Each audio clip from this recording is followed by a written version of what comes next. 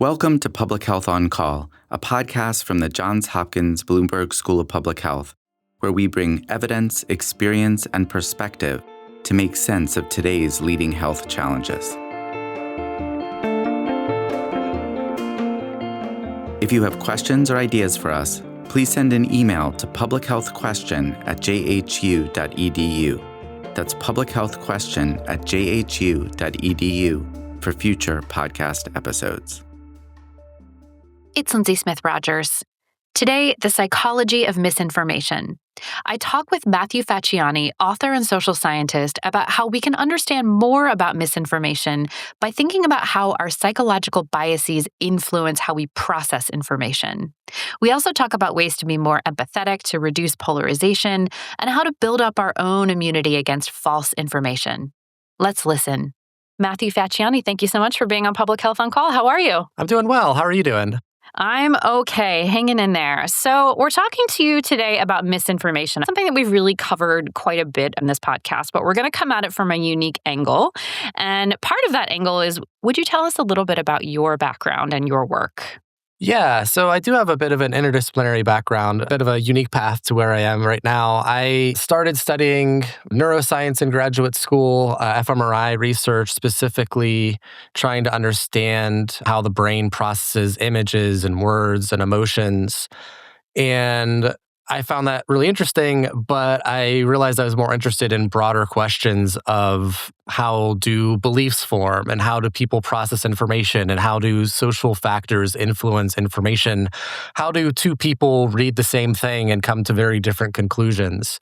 So I was able to change majors in graduate school and study social psychology, sociology, and understand how to study those types of questions directly.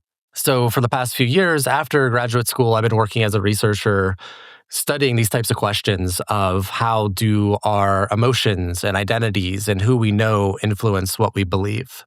And you recently wrote a book called Misguided, Where Misinformation Starts, How It Spreads, and What to Do About It. Can you define misinformation and tell me what it is about it that made you want to study this in particular? Yeah, so misinformation is just a broad umbrella term referring to false or misleading information. It's something that's actually been around in the psychology literature for decades, spanning all the way back to like the 1980s. It was talked a lot about in regards to false memory research and stuff like that. So how I think about misinformation is really a psychological term referring to people processing information in a way that's not consistent with the best available evidence. And as you know, it's had a lot of meanings attached to it since then. It's been politicized, a lot of conversations about it. So when I think about it, I write about in my book in terms of the academic literature and how it connects to psychology. And specifically, my approach is more about how do our psychological biases influence how we process information. So that's the perspective that I take from it. But I know it's a very polarizing word, and that's why I often don't even use it in like everyday conversations with people, because I know it can have a lot of this meaning that is unintended. So I often try to think about how can I get people to reflect on their psychological biases that we all have and how we can try to understand them better so we're not as misled by them. You give a great anecdote at the very beginning of your book. Can you talk about that? Yeah. So basically, I started off my book with a story of this friend you have named John, who you never really thought of as having any sort of extreme beliefs or extreme political beliefs. And all of a sudden you start seeing him post these flat earth Facebook posts. And you kind of is jarring to see that. And you might think like, how did this happen? Like I never really thought that this person had these kind of conspiratorial thoughts before. And as you scroll back his timeline on Facebook, you see that over time, he's posting more and more about it, and he has found other friends that he was able to connect with about this belief.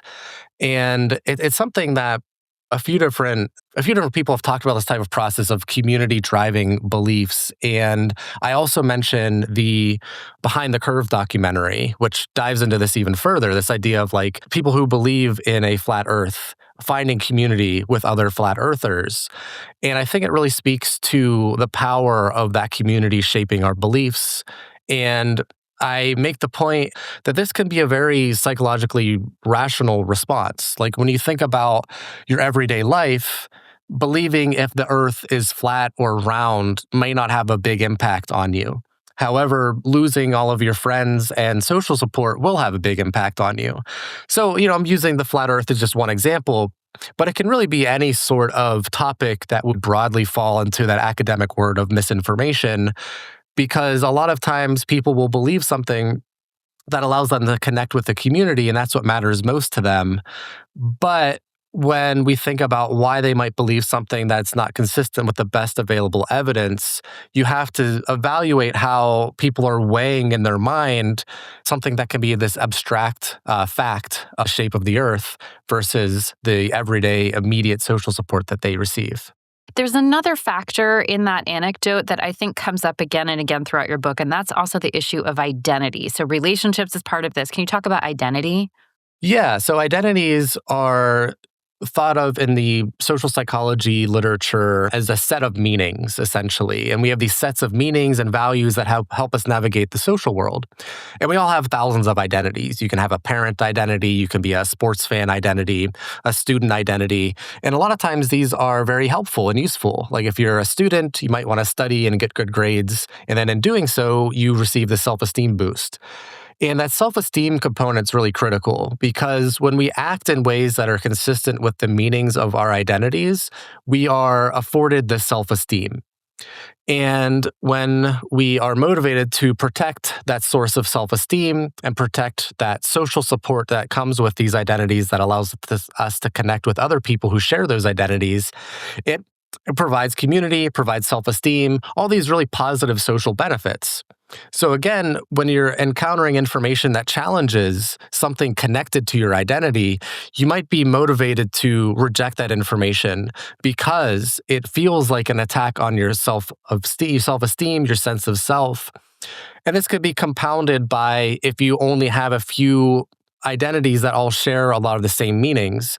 So if you have a political identity and a religious identity that share 100% of the overlap of those meanings, they're going to reinforce each other. You can also have an identity such as being a contrarian, like a individual characteristic. And again, if that aligns with those other meanings, then that further reinforces this effect on you. So when we think about identities, it's not just this relationship between the single identity that we have and our motivation to protect it. It's also how do our identities exist in this larger map of other identities? Are they reinforcing each other? Are they allowing for diversity of thought? Are we able to grapple with information that challenges an identity because we have a broader reservoir of self-esteem from a diverse set of identities? And that's something that I've talked about as well in the book and elsewhere, is this ability to have a diverse set of identities that protects us against misinformation and bias because we're not so heavily dependent on protecting a narrower set of meanings associated with those identities. Your book, you talk a lot about COVID-19 and all kinds of that sort of entire ecosystem of mis and disinformation and how these things all come together. Another piece of this is information overload. So let's layer that on top of, identity, relationships. Where does information overload come in? And let's talk about COVID-19 as an example. Yeah, our digital ecosystem is quite overwhelming. We're constantly exposed to all kinds of information, and we can't make sense of all of it all the time. So we might fall back onto believing certain pieces of information that are attached to people that we trust. So that's kind of like a heuristic of understanding how people can make sense of all that noise, is trying to think about who they trust and why. And with COVID-19, there was a lot of issues with who to trust. There was a lot of politicization of the guidelines and how people talked about the treatments, and a lot of uncertainty from the start of the virus. So when there's scientific uncertainty, we saw these politicians come in and make it a political thing, which, given our polarized country, allowed for very diverging opinions of how to handle COVID-19. So I talked about COVID-19 because it was such a big thing. And also, I was writing the book during the height of the pandemic, so it was definitely on my mind. But I hope that the point comes across that it was a case study, and this applies to things beyond just that particular pandemic. When we think about how people process information, it's really important to think about how and why they believe something to be true as opposed to something else. And I talk about, again, trust. And trust is very relational. You're more likely to trust someone if you think them to be competent, but also how much you like them and how much you consider they themselves having your best interests at heart. So the example I use is like, okay, well, why would someone trust a TikTok influencer about health information as opposed to a doctor or a scientific institution? And when you think about the relational components of trust, it makes sense because that TikTok influencer is in their phone every day, directly responding to their questions and comments, and they form this relationship with them. Whereas scientific and medical institutions oftentimes don't do that. There's this very kind of like top-down approach of these institutions where they'll just post something and they don't have that interaction effect with their audience. So that was something that certainly emerged during COVID that I think is relevant when we think about how people process health information and science information. Yeah, I mean, on its face, it sounds like the antidote to misinformation and disinformation is factual information or good information, but you're painting a picture that this is really complicated. These things are really hard to combat. You're up against identity, social psychology.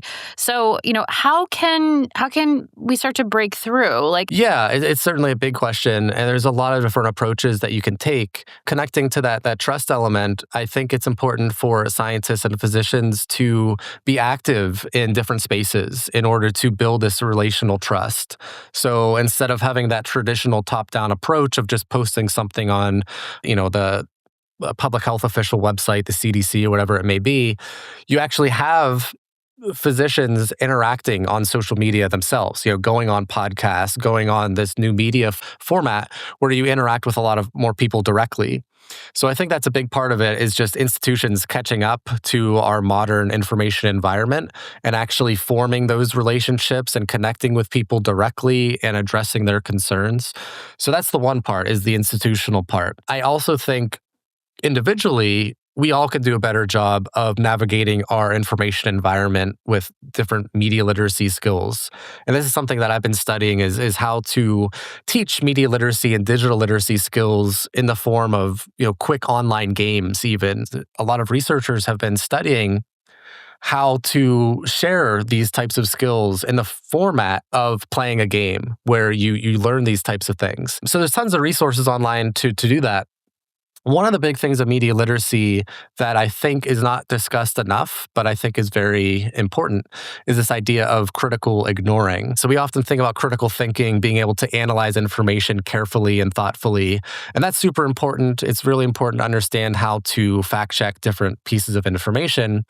But given that we're in this information overload type of environment, it's also important to filter out some of the noise and not spend so much time on our phones, especially when we know algorithms are designed to keep us on our social media platforms as much as possible. There's trolls and conflict entrepreneurs that, make money by, making us upset and responding to their comments.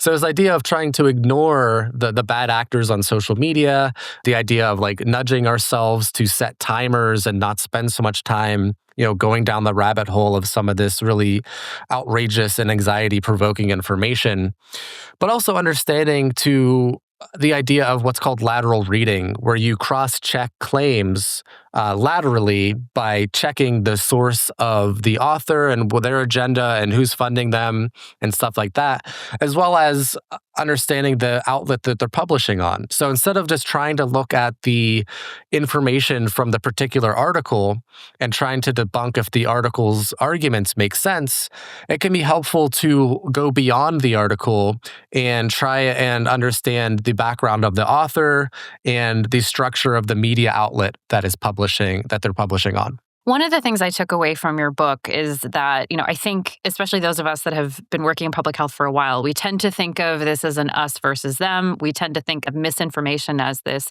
black and white thing. It's either wrong or it's right. And in reading your book, I realized, A, how complicated this whole thing is, and B, that I myself have believed misinformation. I have had incorrect, assumptions, or I have oversimplified something that's like really complicated. And so, how do you bring that message that, this isn't just something that a certain group of people is dealing with? We are all dealing with misinformation. Yeah, absolutely. I mean, that's one of the central themes of my book, and I'm glad that was conveyed because that was one of the main goals is to try to showcase how we are all vulnerable to these forces because we are social creatures. And what drives a lot of these identity biases is our deep motivation to connect with other humans, which is a good thing. It's as part of being human. It allows us to connect with a lot of people, build community, have social support, and because we have that deep motivation to connect with people, it also means that sometimes we're so motivated to protect those connections that it may allow us to process information in a biased way or in an inaccurate way. So understanding that, I think, is really fundamental. And it's something we're all vulnerable to.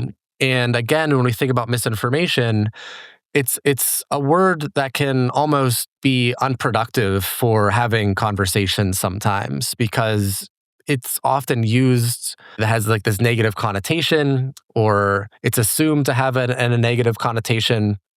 And basically, if you're saying like, hey, you believe misinformation, it's kind of like an insult. It presents the discussion in a framework of a binary of someone is right and someone is wrong.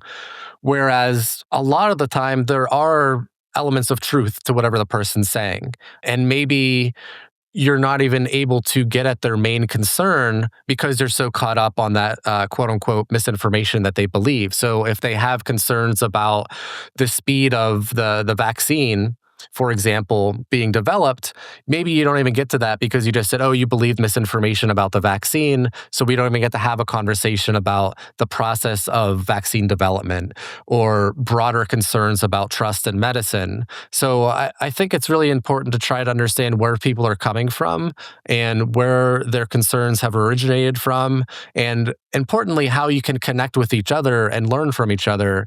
Because if you're having a discussion with someone who you disagree with, they will be able to showcase, gaps in your own logic and your own arguments and your own blind spots that you might not otherwise be aware of.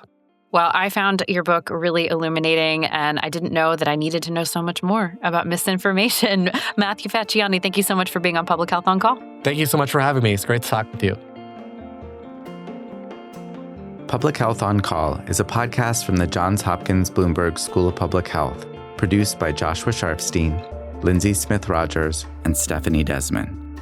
Audio production by J.B. Arbogast, Michael Bonfils, Spencer Greer, Matthew Martin, and Philip Porter, with support from Chip Hickey. Distribution by Nick Moran. Production coordination by Catherine Ricardo. Analytics by Elisa Rosen.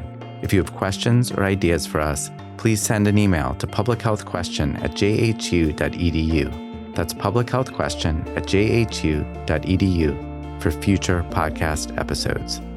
Thank you for listening.